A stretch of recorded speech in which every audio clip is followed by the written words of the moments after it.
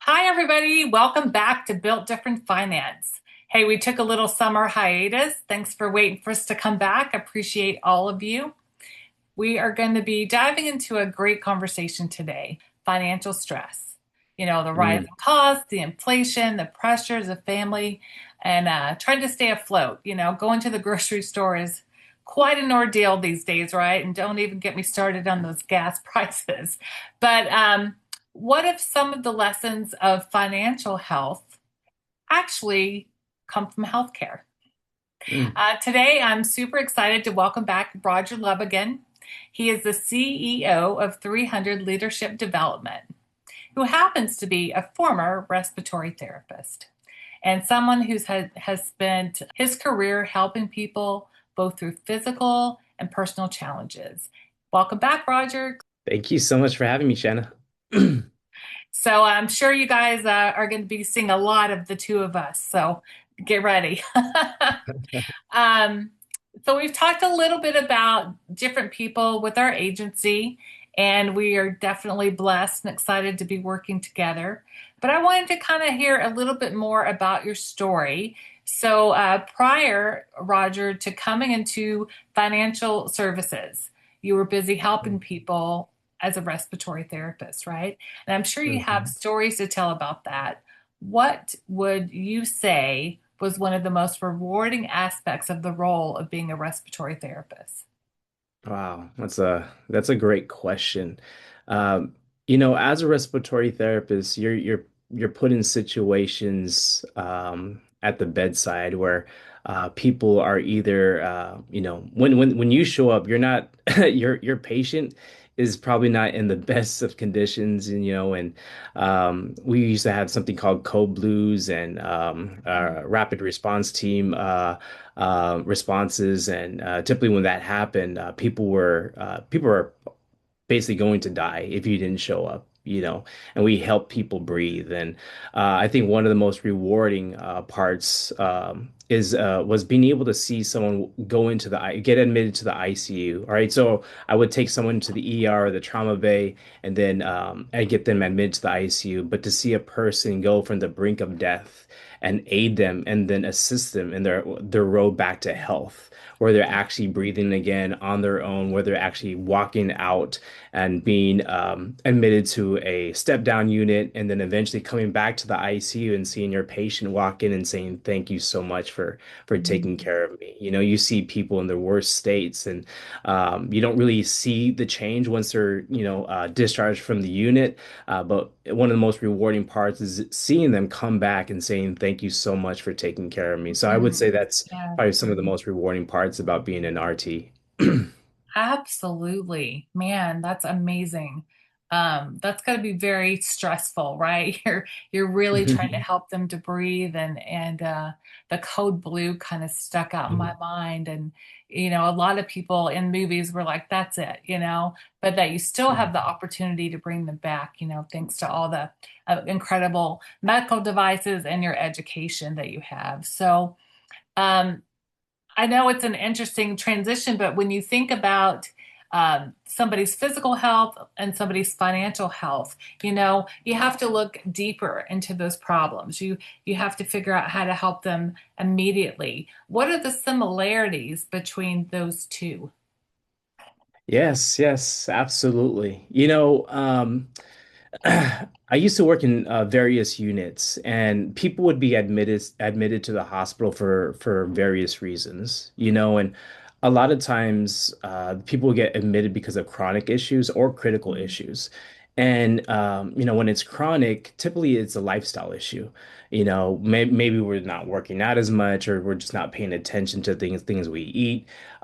Critical issues are, when we just make bad decisions, whether we're speeding down the freeway, whether you're just in a bad part of town, and bad luck happens to us and this and that. So a lot of our health issues can be summed up to just poor decision making, or lack of guidance, or just lack of awareness, or lack of education. And with finances, we need someone who has let's say, the financial health that we want to look up to, right? So people Right. in healthcare, like I kind of view people in a way where, well, shoot, what does that person do to live so long? Why are they so healthy? What kind of food do they eat? Like, what kind of lifestyle do they have, right? Unfortunately, in Western medicine, a lot of what we preach is reactive healthcare. We respond Mhm. to Yeah. crisis versus preventative healthcare. There should be a lot more emphasis on preventative healthcare, which is, working out, dieting correctly, just making good decisions.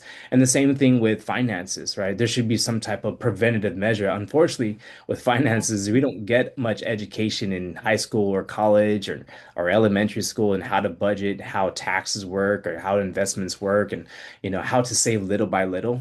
So what's really important is that, we have chronic and critical issues when it comes to our finances that can be solved with either preventive or reactive measures, right? So I can see the parallels between healthcare and wealthcare in that view. Absolutely. And I am very much in the mindset of being proactive, and I don't think that people think that way. I think maybe about their health, right? A lot of people Mm-hmm. around my age start thinking, oh, I need to be a little healthier, right? Things start popping up. And so maybe that's health and maybe that's your finances. What am I going to do? How am I going to retire? But I love what you said about education. As I run into Hmm. so many people, when I say we like to educate people, they're like, oh my gosh, I love that, because people do not get a financial education. When you look at it financially, I think that the emphasis that you said is prevention. So, Hmm. and healthcare, we have doctors, we have nurses, we have, a whole community of diversity, whether it be natural health or, your doctor kind of helping you. But how do we have those same things in finance? How can we help people with their finance to be preventative? Yes, yes, absolutely. So the way I look at wealth care is the same way I look at health care, right? You're not going to go to a psychiatrist when you have a heart problem. You're not going to go to a cardiologist when well, you might go to a cardiologist uh, when you feel like you're having a mental issue or mental Mm-hmm. challenge, right? So in the Mm-hmm. financial realm, there's also various departments. There's various specialties. There's tax specialists. There's insurance specialists. There's financial advisors, right? They all have different certificates. They all have different licenses. So it's really important to have I guess you would say a 360-degree holistic approach when it comes to finances and looking at your overall picture, right? If you're going to Right. build a house, you're not going to just want people who can build. You're going to want an architect. You're going to want someone who knows how to do electricity and how to do plumbing and how to do roofing, right? And if you Yeah. have a pool, you're going to have a specialist for that. So the same thing that comes for wealth, you kind of need people who specialize in those different fields if you want to Right. get better at finances, right? And it's also good to have a role model, right? Who do you look up to in the financial realm where you're like, this person has the home I want, has the family I want, doesn't seem like they have a whole lot of financial struggles, and just to be able to like tap on their Yeah. shoulders and ask them, hey, what are some things that you do daily, or what kind of decisions have you made in the past that have got you to this point? Because, you're just one good decision away from changing your life. And to have someone who's already made those decisions and tell you, hey, this is what I would do, or this is what I wouldn't do, is so critical to making to creating a great financial picture for yourself. Absolutely. And I think, as we might have different doctors, right? Um, Hmm. Diversifying our finances so that we can have a future. I think that everybody thinks, I have this whole overall person, and I put all my eggs in one basket. But with today's economy, you kind of have to be thinking about different things and making sure that your debts are paid and you're thinking about not just life insurance, but how do I save for the future, right? How are you going to afford that carton of eggs, which costs a fortune these days? As I said in my earlier video, find a farmer. But Right. which that's an expert, right? I'm all about Hmm. finding the experts in every little aspect of my life. And so I think that you're a great example of how you and your family live your life to be financially wise, and also the passion that you have to help others. So what are some ways and some solutions that you can help other people, as I always say, average everyday Americans, right? We're usually a financial services person, maybe like Fidelity or um, Edward Jones. They will sit down with you when you have a good sum of money to invest. But my Mm. goal, and I think our goal as an agency, is to really help everyday Americans to get to a point where they can be set for the financial future. So, what are some of the solutions and ways that you like to help people understand what they can start doing today to help their tomorrow? Yes, yes, thanks. That's a great question. When it comes down to making good decisions, the first thing you have to fix is your mindset, right? There's a lot of people out there who just say, like, I just don't make enough or I don't have enough time. And if you have that in your mind, right, then the battle to have a greater, better future is already lost, right? Mm. So one thing you have to do is you have to, well, first of all, you have to start believing, believing that things can get better, that Yeah. things don't have to be where they're at. And also you should have someone in your life that you're comfortable like taking truth from. When Val and I, we both graduated from college, she bought a condo and we were living, we were just scraping by, right? Just trying to pay this mortgage off. And I remember us sitting down and looking at our finances, and I think we had like three-quarters of our income just going to the mortgage, right? Mm, And yeah. so we just needed someone to tell us, like, hey, your finances, you're going to be really, really tight. But we didn't really have to have anybody tell us that. We just felt it all the Right. time, right? Yes. So you can either complain or you can find a way, right? And so we learned how to live on very little. I mean, we ate peanut butter and jelly sandwiches. We made a lot of trips to my parents' home, and we were always attacking their pantry. And Oh you yeah, know, shopping.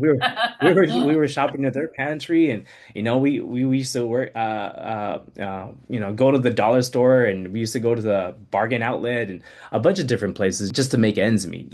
So there are ways to make it happen, but when it comes to your finances, instead of thinking about, well, I don't have enough money to save, or I'm just scraping by, you gotta start thinking of things in percentages, right? Mm, So regardless of how much you make, you should make a commitment to yourself that you will pay yourself first.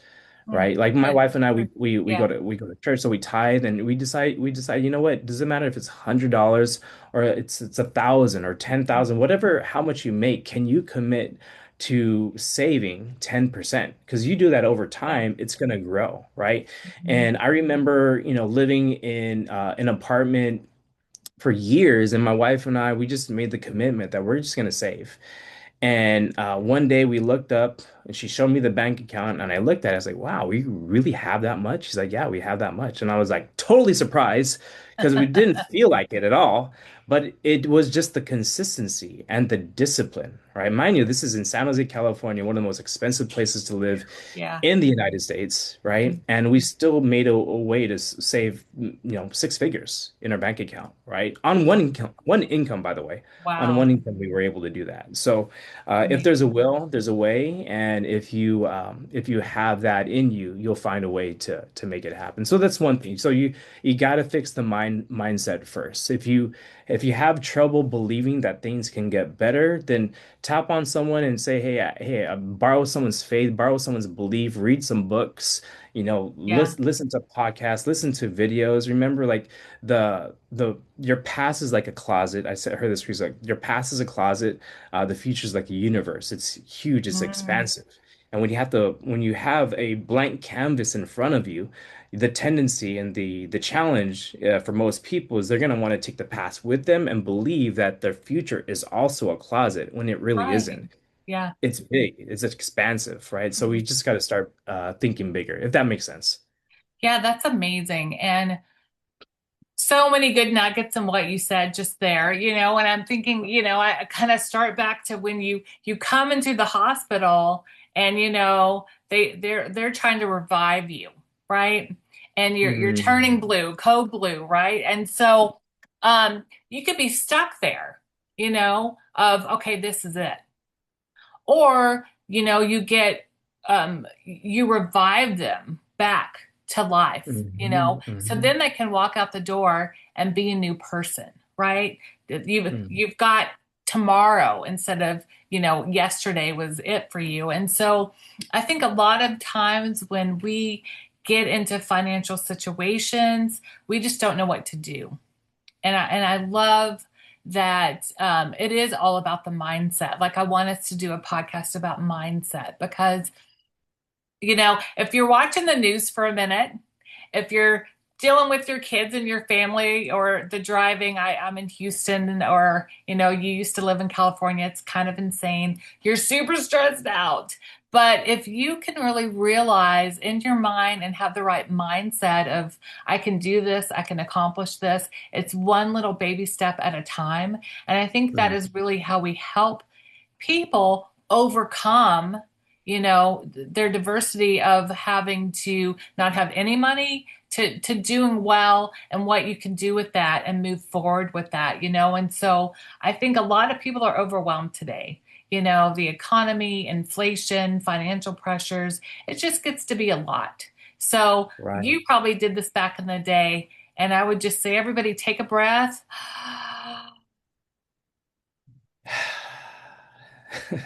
And you feel better, right? Hmm. Knowing that you could breathe again, knowing that somebody like you in the hospital is there to save our life, knowing somebody can help save our life with our finances is kind of reassuring. And so I'm glad that we can come here and talk about having the right mindset, saving money, and Hmm. so a lot of times people don't know how to do that. And so, we're here to help them to try to figure out what is a strategy for you.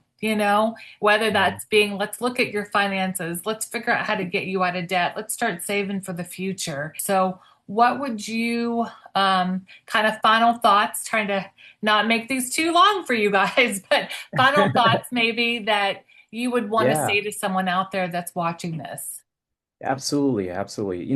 When it comes down to saving money, and when I look at the parallels between healthcare and wealth care, you have to start thinking outside the box, right? So as a respiratory therapist, I was making decent money, but it's funny when you look at your income and the things you want in life, you want the home, you want the car, you want this and that. And I remember getting my first job as a respiratory therapist, and I drove a Honda Civic. And I told myself, I'm gonna buy a new car this year. And then we got the first paycheck, and then we got the second paycheck, and got the third paycheck. And mind you, after 7 years as a respiratory therapist, I was still driving the same car. I was still driving the same car. And Right? I'm like, Yeah. what in the world is happening here? Right. I thought, and I used to drive in neighborhoods. Like I used to work at this hospital, Stanford Hospital in Palo Alto. So I used to drive past these beautiful and amazing homes. And I thought one day we'll be able to live in one of these homes. And no, you're not going to be able to afford any of these types of homes on the type of salary is making. Hmm. So one thing we have to start doing is start when we start thinking outside the box, you have to not only diversify your financial portfolio, you have to diversify your income streams. Right. So it's Hmm. good to Yeah. have one capital. It's good to have a job, right? That's your baseline. But outside your job, where are you contributing? Where are you improving yourself? Where are you looking to gain another stream of income? Whether it be Yes. getting another certificate or getting another license. For me, I decided to become a financial services professional. I got several licenses, and I could actually work my full-time job and do this part-time. So my wife and I were making good side hustle money, right? Here's the challenge with most people. People rely on the one income, right? But Mm. what happens if that income just disappears? Right. Meaning there's a layoff, there's a termination, there's a restructuring, there's a terminate. You did something you weren't supposed to do, and then all of a sudden that income completely stops. So diversifying your income so that if plan A fails you, there is a plan B. Now, ultimately, what you would like to do is have your plan A support you while you build your plan B. So eventually, Mhm. your plan B, right, excels or exceeds your plan A, and then you can let go of plan A. And then you Yeah. just build another plan C, plan D, plan E, and then you start diversifying your income, and then you build this safety net where you're not worrying about finances so much. Yeah. Now you can start thinking about, hey, where do you want to travel? What do you want to buy? What do you want to do? Where do you want to give? How much do you want to contribute to Mhm. your church? What kind of charity you want to open, right? So I would just suggest for anybody out there who is struggling with just thinking like, how can I get out of this situation? Start thinking outside the box. And you it doesn't take a lot of money to make a lot of money. That's the Yeah. crazy part. Most people think like, oh, I have to save 100, 200, 300,000. Well, depending on what type of investment or type of business you're looking into, yeah, it might. But most things out there don't cost that much to get started. Like my life license costs a couple $100 to get started, and my wife and I made multiple six figures, and you know, throughout the years just with this one license alone. So I would Yeah. just encourage anybody out there, right, just to keep your mind open and not just diversify your portfolio, but diversify your income streams. If I could leave you with that. Yeah, I love that. That's really awesome. I love what you said about someday, right? Someday I'm going to get that car. Someday I'm going to live there. And I think that is really our mindset. We're living for that future someday. But if you could start today to make good decisions, then your someday doesn't have to always be someday. It could be today, right? Mhm. And so when you get to that point, um, it's kind of incredible what you could do. I think a lot of people think about, oh, I want to be the millionaire. I just want to go on a vacation, or I want to treat someone to dinner, those kindnesses that we can do in life that are so special. And I also love what you said about having a plan B, because we do not live in a world these days where our job is forever. We have to be thinking about how to be independent, how to have some side money, just to do different things in life. I know people have a lot of dreams to want to do this job or that job. I want to start a bakery, right? But where's that money going to come from? So it's kind of fun to think of the things that you can do. So I really appreciate you hopping on today.